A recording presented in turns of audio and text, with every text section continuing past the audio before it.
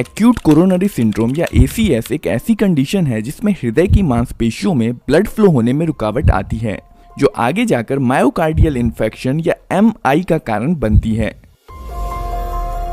MI एक बेहद खतरनाक कंडीशन है जो हृदय की मांसपेशियों में ब्लड फ्लो होने की कमी की वजह से होता है, जिसे आमतौर पे हार्ट अटैक भी कहते हैं। यह एक इमरजेंसी है और इसमें जान जाने का खतरा होता है।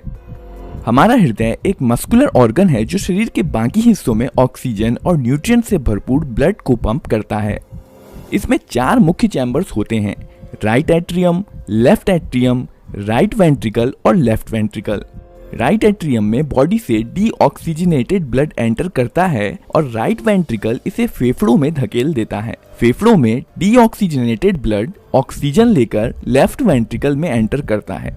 लेफ्ट वेंट्रिकल हृदय का मेन पंपिंग चैम्बर है और यह कॉन्ट्रैक्ट होकर एओर्टा के जरिए शरीर के बाकी हिस्सों में ऑक्सीजन से भरपूर ब्लड पंप करता है। पर आपके शरीर के बाकी हिस्सों की तरह हृदय को भी ठीक से काम करने के लिए ऑक्सीजन युक्त ब्लड की जरूरत होती है और इसे ऑक्सीजन पहुंचाने का काम करती हैं कोरोनरी आर्टरीज। कई सारी छोटी छोटी कोरोनरी आर्टरीज एओर्टा से जुड़ी हुई होती हैं और हृदय की मांसपेशियों को आवश्यक ऑक्सीजन और न्यूट्रिएंट सप्लाई करती हैं। एक्यूट कोरोनरी सिंड्रोम में इन्हीं कोरोनरी आर्टरीज में ब्लॉकेज हो जाता है, जिसकी वजह से हृदय की मांसपेशियों में सप्लाई होने वाले ब्लड में रुकावट आ जाती है। ऐसा अक्सर एथेरोस्क्लेरोसिस प्लाक यानी कोरोनरी आर्टरीज में फैट, कोलेस्ट्रॉल या अन्य किसी चीज के जमा हो जाने से, या कोरोनरी स्पैज्म यानी कि आर्टरीज में ऐंठन आ जाने से, या फिर कोरोनरी आर्टरी डाइसेक्शन यानी कि आर्टरी के फट जाने की वजह से होता है। एथेरोस्क्लेरोसिस में फैटी प्लैक के लगातार बढ़ने से कोरोनरी आर्टरी का गैप कम हो जाता है और अगर ये प्लाक टूट जाता है तो ब्लड एक जगह पर इकट्ठा होना शुरू हो जाता है, जिसे ब्लड क्लॉट कहते हैं, जिसके कारण कोरोनरी आर्टरी में ब्लॉकेज बन जाता है।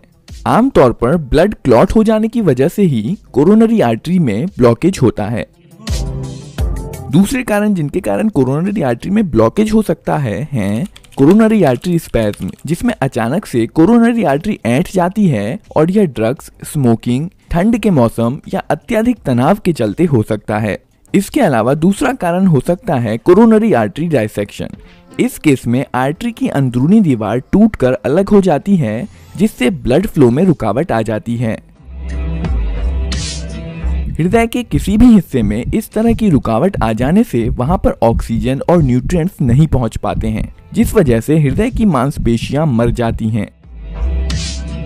इस कंडीशन को मायोकार्डियल इन्फेक्शन कहते हैं। ब्लॉक्ड कोरोनरी आर्टरी के कारण सीने में अचानक दर्द होना, बेचैनी होना, जकड़न महसूस होना या जलन होने को एंजाइना कहते हैं। एंजाइना पेट के ऊपर वाले हिस्से, कंधों, बाहों, गर्दन या निचले जबड़ों तक पहुंच सकती है। इसके अलावा इस कंडीशन में सांस फूलना, चक्कर आना, पसीना आना और जी मचलना जैसे लक्षण भी देखे जा सकते हैं। फैटी प्लाक के कारण जब कोरोनरी आर्टरीज काफी हद तक ब्लॉक हो जाती हैं, तो इसे ठीक करने के लिए कोरोनरी एंजियोप्लास्टी प्रक्रिया से ब्लड फ्लो को ठीक किया जाता है। इस प्रक्रिया को शुरू करने के लिए सबसे पहले डॉक्टर कमर की त्वचा को सुन्न कर देता है और फिर आपकी त्वचा के जरिए जांघ की एक नस में सुई डालता है। इसके बाद नस में सुई के जरिए एक फ्लेक्सिबल गाइड वायर डाला जाता है और फिर सुई को निकालकर इसकी जगह पर एक छोटी फ्लेक्सिबल ट्यूब डाली जाती है, जिसे शीथ कहा जाता है। इसके बाद शीथ के रास्ते से गाइड वायर को हृदय तक पहुंचाया जाता है।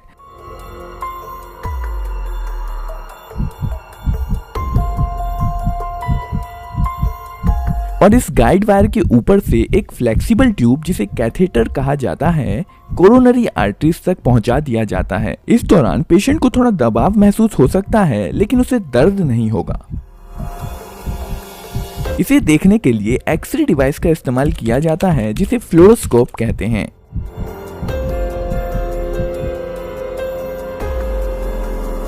इस पॉइंट पर डॉक्टर गाइड वायर को निकाल देता है। इसके बाद डॉक्टर कैथेटर के टिप को कोरोनरी आर्टरी के अंदर डाल देता है और जांच करने के लिए आर्टरी में एक खास तरह के डाई को डालता है। डाई डालने पर आर्टरी में किसी भी ब्लॉकेज को आसानी से देखा जा सकता है। अगर काफी बड़ा ब्लॉकेज दिखाई पड़ता है तो डॉक्टर आर्टरी के अंदर एक गाइड वायर को डाल देता है और वायर के ऊपर से कैथेटर को ब्लॉकेज वाली जगह पर ले जाता है।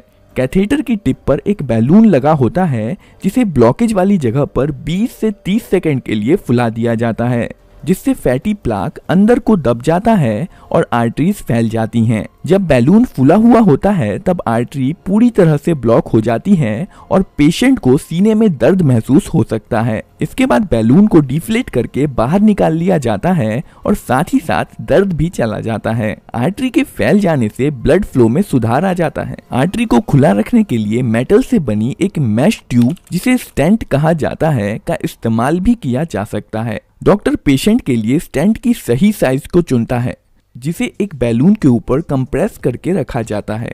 स्टेंट को उसी गाइड वायर के जरिए आर्टरी तक ले जाया जाता है। बैलून को फुलाए जाने पर बैलून पर रखा स्टेंट भी खुल जाता है और अपनी जगह पर लॉक हो जाता है। बैलून वाले कैथेटर को बाहर निकालने के बाद स्टेंट कोरोनरी आर्टरी को खुला रखने में मदद करता है और फाइनली गाइड वायर को भी बाहर निकाल लिया जाता है। 3D एनिमेशन की मदद से चीज़ों को समझना बहुत ही एंटरटेनिंग हो जाता है और लोगों को कॉन्सेप्ट भी बहुत आसानी से समझ में आता है और इसलिए लोग 3D एनिमेटेड वीडियो को बहुत ज़्यादा पसंद करते हैं।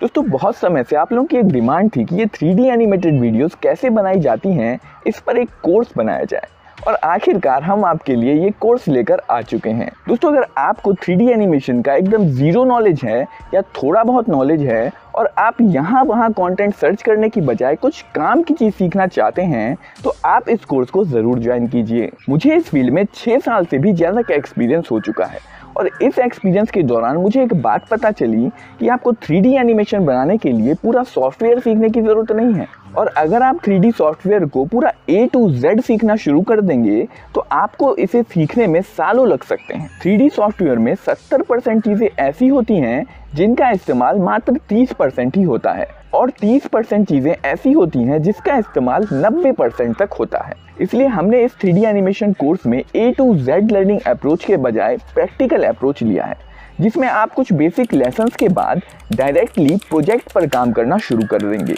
और मेरे साथ साथ स्टेप बाय स्टेप एनिमेशन बनाएंगे और इस प्रकार आप मुझे फॉलो करके बहुत कम समय में 3D एनिमेशन बनाना सीख सकते हैं। तो दोस्तों, स्वागत है आपका हमारे इस 3D एनिमेशन के कोर्स में।